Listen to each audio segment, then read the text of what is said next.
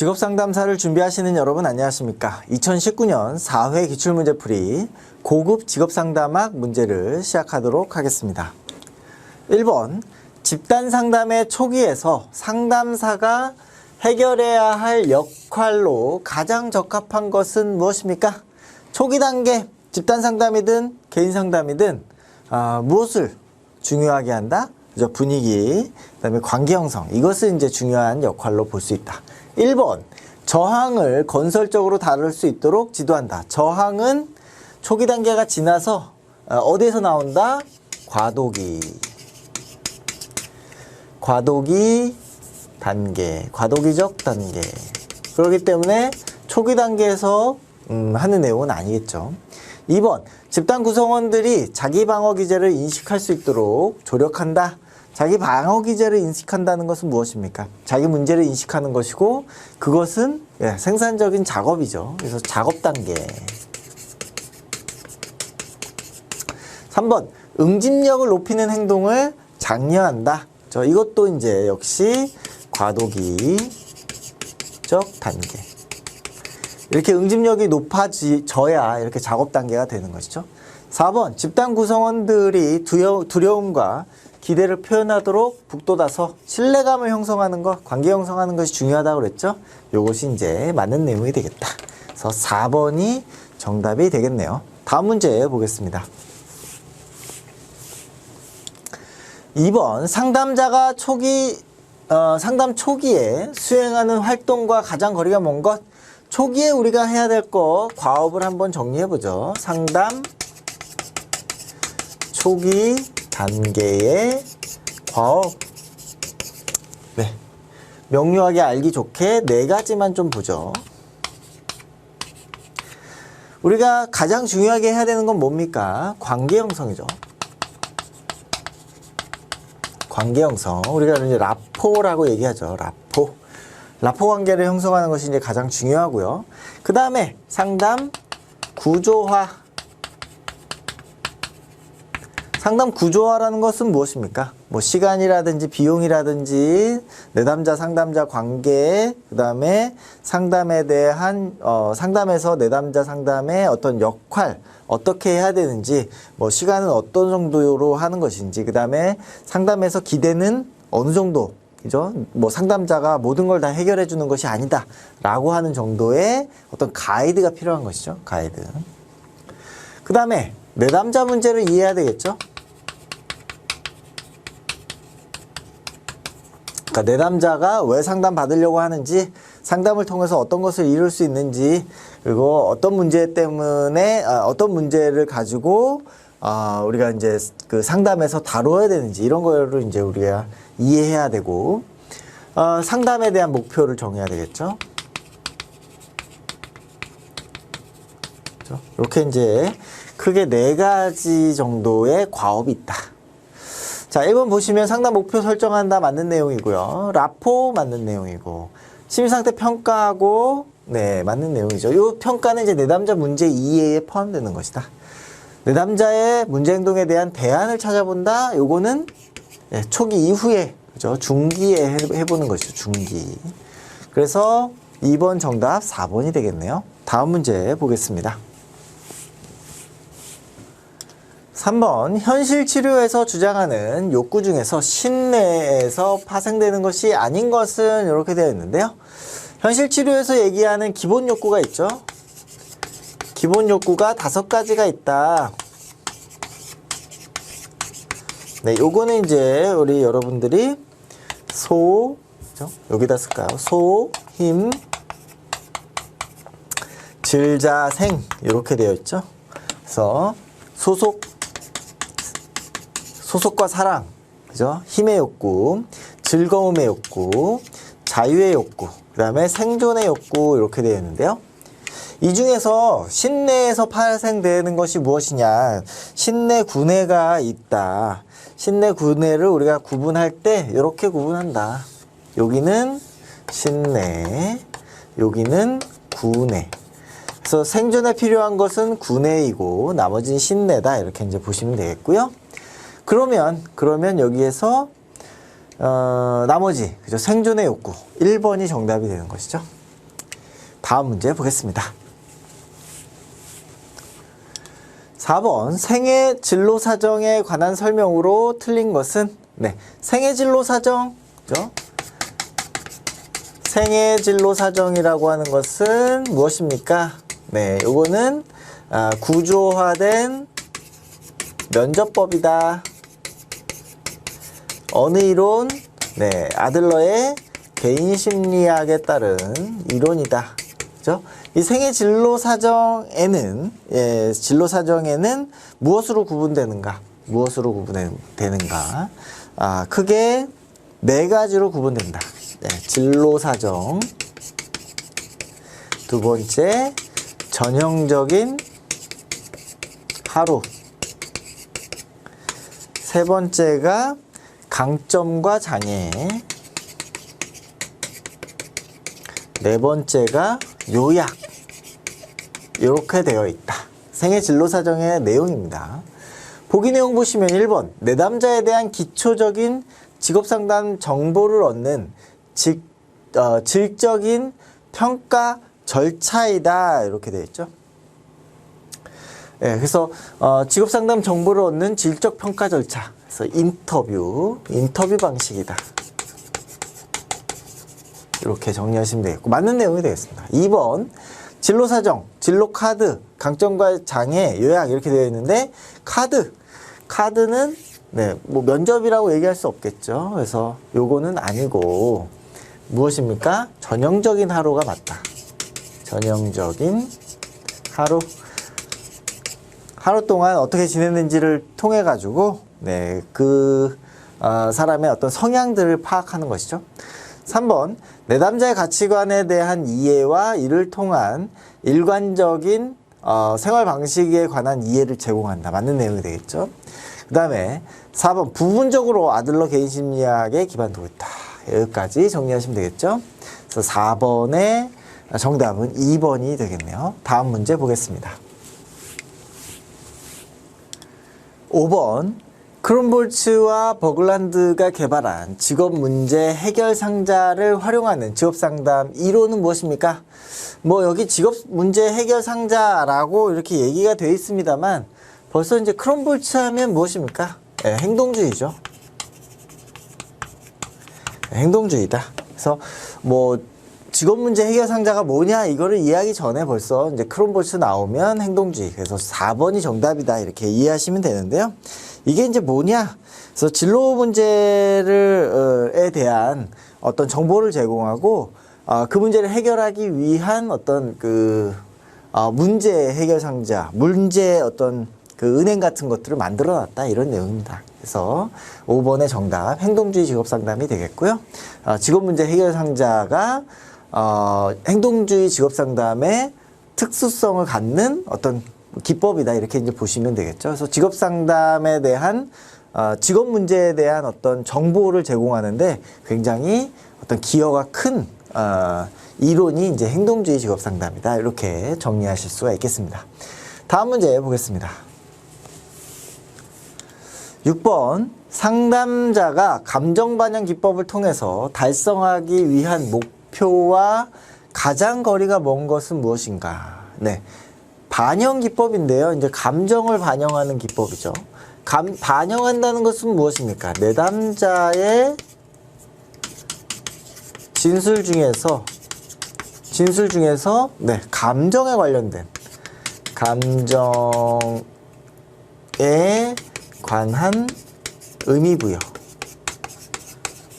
네, 이렇게 이제 좀 정리할 수 있겠죠. 그러니까 상담자가 내담자의 진술이나 어떤 뭐 태도 이런 것들을 보고 이런 감정이 있는 것이다라고 의미 부여해서 피드백 해주는 것이 이제 감정 반영 기법인데요. 가장 거리가 먼 것은 무엇입니까? 이런 이제 질문에서 카타르시스를 격려한다라는 것은 무엇입니까? 카타르시스라고 하는 것은 네, 감정을 어떻게 하는 겁니까? 발산을 통해서 정화되는 느낌, 네, 정화되는 느낌을 카타르시스라고 합니다. 그래서 감정을 표현하고 그것을 통해서 어떤 안정감을 찾는 것이죠. 그래서 카타르시스를 격려하는 거. 감정을 우리가 이제 알아차리도록 했으니까 카타르시스를 촉진하게 되는 것은 맞겠죠. 2번, 감정 명료하기. 그죠? 뭐, 감정 반영 기법은 핵심적으로 이제 감정을 명료화하는 것입니다. 3번, 감정을 강렬 하기. 뭐, 역시 이제 같은 맥락에서 이해할 수 있겠죠. 4번, 치료적 관계를 다루기 이렇게 되어 있는데요. 이 치료적 관계를 다룬다라고 하는 것은 어떤 의미이냐면, 우리가 이제 초기 단계에서 치료적 동맹이라는 것과 이제 연결됩니다. 치료적 동맹. 치료적 동맹은 우리가 다른 얘기로 하면 라포 형성이 될 수 있겠죠. 그래서 상담자와 내담자의 관계가 돈독해진다. 그것을 다루는 것이다. 이런 의미입니다. 그래서 가장 거리가 먼 것이죠. 감정 반영이 이런 라포 형성에 도움이 되긴 합니다만 직접적인 관계가 없다. 이렇게 이제 볼 수 있는 것이죠. 그래서 가장 거리가 먼 거 4번이 되겠습니다. 다음 문제 보겠습니다. 7번, 발달적 직업상담에서 직업 성숙도 검사의 장점이 아닌 것은 이렇게 되어 있는데요. 직업 성숙도 검사의 장점. 자, 보기 내용 보시면 직업상담 전략을 수립할 수 있겠다. 맞는 내용이 되겠죠. 진로 성숙도 검사를 통해 가지고 발달 단계를 파악하고 어느 정도 준비가 되었는지, 그리고 직업에 대한 태도나 어떤 인적인 측면들을 측정할 수 있기 때문에 전략 수립할 수 있죠. 네. 장점에 해당합니다. 맞는 내용이고. 2번, 태도적 측면이나 인적 측면을 이해할 수 있다. 맞는 내용이 되겠죠. 발달 단계 파악할 수 있다. 맞는 내용이 되겠습니다. 4번, 부적응적 학습 원인을 규명하는 것은 우리가 다른 내용이 되겠죠. 성숙도니까요. 발달 단계를 주로 파악하는 검사이다. 이렇게 이제 이해하시면 되겠고, 예, 원인을 규명할 수 있는 것은 아니다. 4번이 아닌 내용이 되겠습니다. 네, 여기까지 정리하고 다음 문제 보도록 하겠습니다. 8번, 아들러의 개인주의 상담에 관한 설명으로 틀린 것은, 자, 1번, 사회적 관심을 조장한다. 우리 이제 아들러 개인주의 상담에서 핵심 내용이 이제 사회적 관심이죠. 뭐, 열등감, 네, 우월성 추구, 사회적 관심, 요 내용들은 핵심적인 개념들이다. 개인주의 상담에서. 자, 2번, 동기 수정보다는 행동 수정을 더 중요시한다? 네, 틀린 내용이죠. 반대가 되겠습니다. 반대. 행동 수정이 아니라 동기를 우리 중요시한다. 동기를 중시한다. 그렇죠? 그래서 이제 그 개인주의 상담의 치료 단계를 보면 재정향, 이런 표현을 쓰거든요. 재정향. 방향을 새로 정립한다, 이런 뜻입니다. 그래서 동기를 중요시하는 것이다. 3번, 패배감을 극복하고 열등감을 감소시킬 수 있도록 돕는 거. 맞는 내용이 되겠고요. 4번, 개인의 성격을 파악하기 위해서 이런, 그죠? 출생 순위, 이런 것들 중요하게 본다. 맞는 내용이 되겠습니다. 자, 정답 2번 체크하시고 다음 문제 보겠습니다. 9번, 진로시간 전망을 평가하기 위한 도구는 무엇입니까? 진로시간 전망. 진로시간 전망은 이제 코틀의 원형 검사이죠. 코틀의 원형 검사.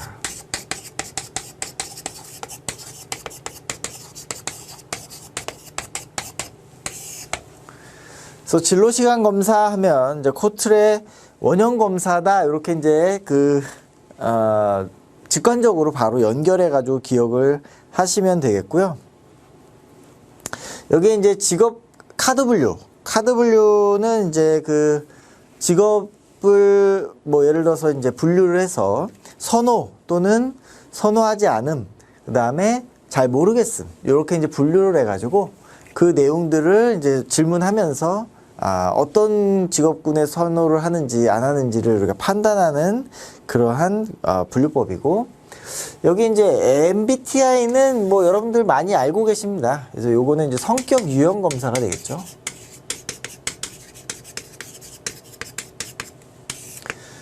그래서 이제 융이 이야기하는 내용들을 이제 마이어스 브릭스가 그 이론을 바탕으로 해가지고 이 성격 유형 검사를 만들었다 이렇게 이제 보시면 되겠고요. 웨이즈 검사는 이제 지능 검사죠. 지능 검사다. 그렇기 때문에 이제 뭐 원형 검사가 진로 시간 전망을 위한 도구다라고 이제 거꾸로 우리가 유추할 수도 있겠고요. 이 코트레 원형 검사는 진로 시간 전망을 평가하기 위한 도구다. 이렇게 이제 기억을 하셔도 되겠습니다. 그래서 9번의 정답은 2번이 되겠네요. 다음 문제 보겠습니다. 10번. 자기 개념에 맞지 않는 직업을 제안하는 과정. 요거를 이제 직업 포부의 제한이라고 하는데요. 이런 제한하는 원리가 있다. 그죠? 이 원리를 고트프레드슨이 이제 5가지로 제안을 했다. 이 5가지를 좀 기억할 필요가 있겠죠? 예, 첫 번째로 추상성에 대한 이해력.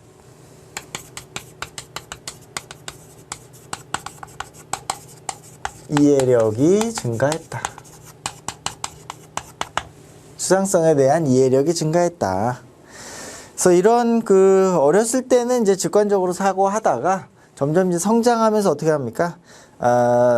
그 세계에 대한 어떤 복잡성을 이해하고 그것을 논리적으로 연결시킬 수 있는 그런 능력이 생기죠. 그러면서 이제 이런 직업 세계를 이것은 제외시켜야 된다. 그죠? 이것을 이제 이해하게 되는 것이죠. 두 번째가